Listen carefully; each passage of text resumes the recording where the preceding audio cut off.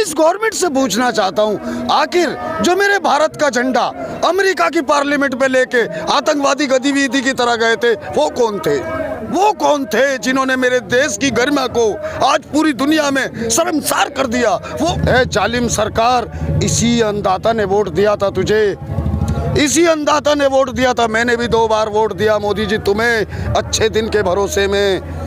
मैंने अच्छे दिनों की कल्पना की थी, लेकिन अफसोस तुमने बर्बाद कर दिया सब कुछ। ये मेरे देश के महापुरुषों ने जिस देश को सींच कर यहाँ तक लाए थे, तुमने इसको बर्बाद कर दिया। जाने 50-60 साल पीछे जा चुका है आज हमारा भारत। अरे जालिमों, मान जाओ, अन्नदाता की बात को मान जाओ यार। लेकिन सरकार कह दी कानून वापस नहीं होगा। कानून तो वापस लेना पड़ेगा, चोरी से लाए हो आप। संवैधानिक ढांचा नहीं है तुम्हें, सुप्रीम कोर्ट ने तुम्हें चैलेंज कर दिया है। एमपी कहता है इस देश में लोकतंत्र बहुत है, क्या तुम लोकतंत्र को मिटा दोगे? अरे तुम मिट जाओगे, लोकतंत्र नहीं मिटेगा। बुलेटिन टाइम्स में आपका स्वागत है। मैं असरार अहमद। इस वक्त मैं सिंघू बॉर्डर पर हूँ और यहाँ पर बहुत सारे लोग हैं। आप देखिए कि छोटे छोटे बच्चे हैं और ये प्रोटेस्ट में आए हुए हैं। हम इनसे जानने की कोशिश करेंगे। इनके पास जो बैनर है उसमें लिखा हुआ है नो फार्मर्स नो फूड। अगर किसान नहीं रहेंगे तो खाना भी नहीं मिलेगा, उनका फ्यूचर भी नहीं होगा। तो आप कहाँ से आई हैं? फरीदाबाद। ये इसमें आप क्या लिखी, क्या कहना चाहती हैं? कि फार्मर अगर नहीं होंगे तो खाना भी नहीं होगा, फ्यूचर भी नहीं होगा। हाँ बताइए। और हम सपोर्ट करेंगे फार्मर्स को। कब तक आप यहाँ पर आंदोलन करेंगी? आज से पूरे दिन, जब तक चलता रहेगा। तो आप जानती हैं देश के प्रधानमंत्री का नाम क्या है? कौन है प्रधानमंत्री? श्री नरेंद्र मोदी। उनसे आप एक बात क्या कहना चाहेंगी? मैं कहना चाहती हूँ कि वो अपने रूल्स को वापस ले लें। जब तक रूल्स वापस नहीं लेंगे तब हम उनके अगेंस्ट हो गए। देखिए छोटे छोटे बच्चे हैं और कह रहे हैं कि कृषि कानून वापस होना चाहिए। जब तक वापस नहीं होगा तब तक हम प्रोटेस्ट करते रहेंगे। बहुत सारे लोग हैं। आप कहाँ से आते हैं? फरीदाबाद से आए हैं। फरीदाबाद से। लेकिन सरकार, किसानों की बात हुई, सरकार की बात हुई लगातार कई वार्ताओं में, 9 वार्ताओं में, फिर भी सरकार किसानों की मांग नहीं मान रही है। लगातार सरकार कह रही है कि हम संशोधन के लिए तैयार हैं, लेकिन किसान कह रहे हैं कि हमें ये मंजूर नहीं है, बिल वापस चाहिए। तो आप क्या कहना चाहेंगे? सरकार सिर्फ गोली दे रही है, टाइम पास कर रही है, किसी ना किसी तरीके की चीज़ें आगे लिंगर ऑन होती है ताकि आंदोलन कमजोर हो जाए। बट किसान भाई इतने स्ट्रॉन्ग है, ये आंदोलन कमजोर नहीं होगा। ये और डे बाय डे स्ट्रॉन्ग होता रहेगा और ये और मजबूती से आगे बढ़ेगा।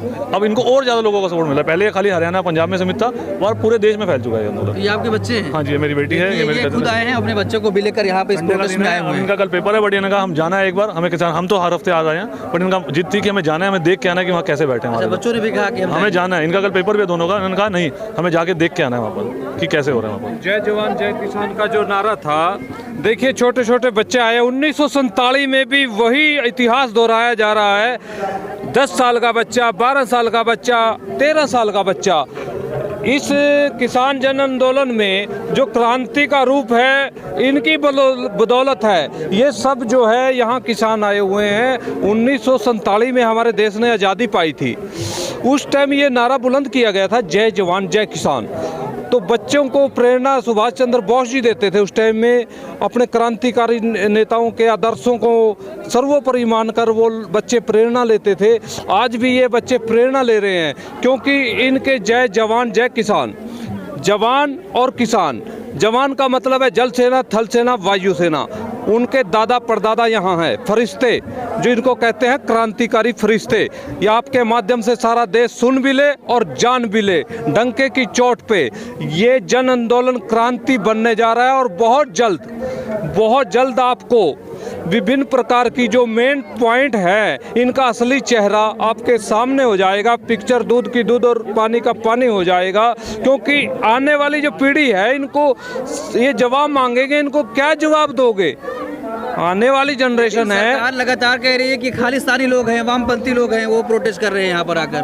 देखिए सरकार कुछ भी कहे, जो नुमाइंदे चुन के गए हैं, ये दूध के दूल्हे नहीं हैं। इनका ही कमेंट है 25 करोड़ की डील राज्यसभा की, इनका ही कमेंट है। एमएलए का 10 करोड़ का डील, इनका ही कमेंट है। बोर्ड का चेयरमैन का 15 करोड़ का डील। किस मुंह से ये बोलने लायक है? बोलने लायक नहीं है। आधे घंटे के अंदर नींबू की तरह निचोड़ के रख दूंगा। मेरे पास तुम्हारे खिलाफ इतना रिकॉर्ड है। और जबान संभाल के कमेंट करना और मीडिया से जबान संभाल के बोलना। जो मीडिया वालों को तुम उंगली उठाते हो, उनको धमकाते हो, बैन करने की धमकी देते हो, डंके की चोट पे मैं यहाँ से बोल रहा हूँ आपके माध्यम से।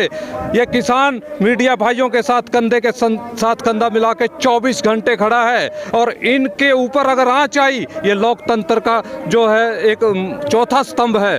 आपके सामने पिक्चर दूध का दूध पानी का पानी कर देते हैं। ये सूरज, अगर आज इस सूरज को कोई चैलेंज करेगा, वो जल के राख हो जाएगा।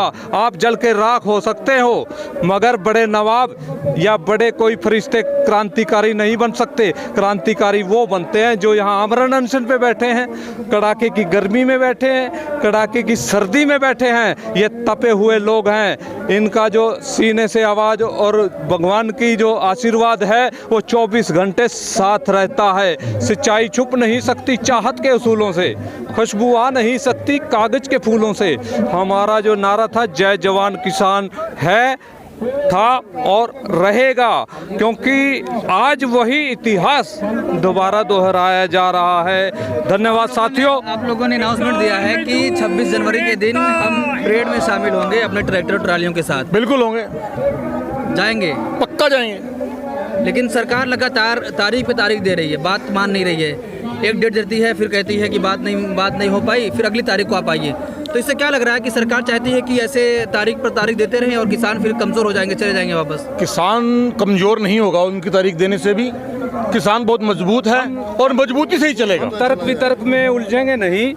सारा देश एक छत के नीचे आ चुका है, इसमें रत्ती भर भी कोई शंका नहीं है। अगर किसी को शंका है, वो अपनी आंखों का तेज बढ़ा ले और यहाँ पे आके देख ले कड़ाके की सर्दी में। अगर किसी को शंका है, इसमें रत्ती भर भी शंका नहीं है। हम तर्क वितर्क में उलझेंगे नहीं। इनके जो जितने भी लेकिन किंतु परंतु हैं, सबको हम अपने यहाँ एक कदम से स्वाहा कर देंगे, फट स्वाहा कर देंगे। हमारे पास हमारे बुजुर्गों का आशीर्वाद बहुत है। हमारे क्रांतिकारी किसान एकता, किसान एकता, किसान एकता। आपने बोला अभी एक भैया से कि जी गवर्नमेंट कह रही है यहाँ खालिस्तानी आतंकवादी हैं। मैं इस गवर्नमेंट से पूछना चाहता हूँ, आखिर जो मेरे भारत का झंडा अमेरिका की पार्लियामेंट पे लेके आतंकवादी गतिविधि की तरह गए थे, वो कौन थे? वो कौन थे जिन्होंने मेरे देश की गरिमा को आज पूरी दुनिया में शर्मसार कर दिया? वो कौन थे? जानते हो कौन थे? कर्नाटक के रहने वाले वो दो बंदे हैं, बीजेपी के पदाधिकारी हैं। बड़े सारे बड़े नेताओं के साथ उनके ट्रम्प्स और फोटो हैं, जो आज दूध का दूध और पानी का पानी हो चुका है। इसलिए इस सरकार को शर्म चाहिए, शर्म आ जानी चाहिए। आज 50 दिन होने वाले हैं, 50 से ज़्यादा लोग शहीद हो गए। अरे जालिमों, संविधान तोड़कर तुमने ये कानून बनाए हैं, संविधान तोड़कर तुमने ये कानून बनाए हैं। इनको वापसी लेने में तुम्हें कोई संकोच नहीं होना चाहिए। आज अन्नदाता सारी दिल्ली के बॉर्डरों पे पड़ा है, 50 दिन होने को आ रहे, कड़कती ठंड के अंदर कितने लोग मर गए हैं। ए जालिम सरकार, इसी अन्नदाता ने वोट दिया था तुझे, इसी अन्नदाता ने वोट दिया था। मैंने भी 2 बार वोट दिया मोदी जी तुम्हें, अच्छे दिन के भरोसे में। मैंने अच्छे दिनों की कल्पना की थी, लेकिन अफसोस तुमने बर्बाद कर दिया सब कुछ। ये मेरे देश के महापुरुषों ने जिस देश को सींच कर यहाँ तक लाए थे, तुमने इसको बर्बाद कर दिया। जाने 50-60 साल पीछे जा चुका है आज हमारा भारत। तुम कहते थे वो गूंगा प्रधानमंत्री, अरे कम से कम उसके टाइम में ये हमारा देश उन्नति पे था।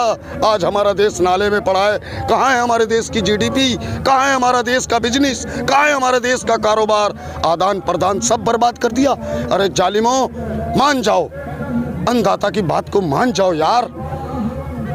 तुम्हारी नाक नहीं कटेगी, मैं फिर तुम्हें बार बार कह रहा हूँ, तुम्हारी शान नहीं घटेगी, बल्कि हो सके ये अन्नदाता तुम्हें माफ़ कर दे अपनी इन कुर्बानियों के बदले में भी और 50 दिनों के बदले में भी। हो सके ये अन्नदाता तुम्हें दोबारा आने का मौका दे दे।